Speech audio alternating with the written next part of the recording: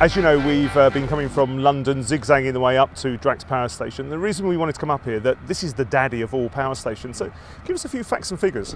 Well, it produces around between 7 and 8% of the UK's power, 4,000 megawatts. And at the moment we're converting it from coal, 100% coal, to predominantly sustainable biomass fired. That sounds like there's a few challenges. Give us an idea of what you've had to do. One of the key challenges with biomass is it needs to be stored in a covered storage rather than coal. You can leave it uncovered. So we've had to build some fairly significant storage facilities and logistics facilities here.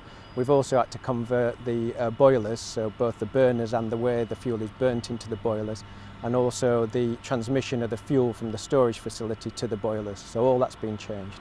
So in terms of investment, it's probably very sizable. How have you been able to fund it?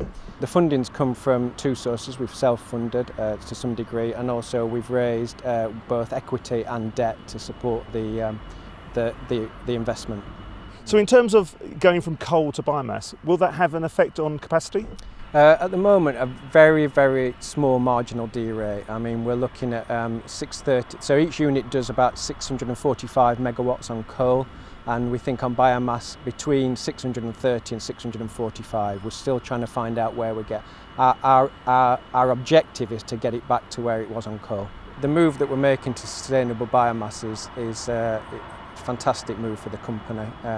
It allows us to reduce our carbon emissions, and also it's helped us grow our retail business where we sell green power to customers, and not surprisingly, customers are pretty keen to buy renewable power.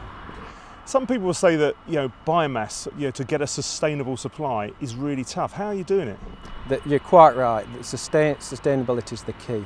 So we only buy sustainable biomass.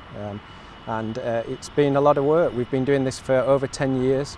We wrote our sustainability policy 7 years ago. We've been footprinting our biomass supplies for 7 years as well. So these things don't come overnight. It's been hard work.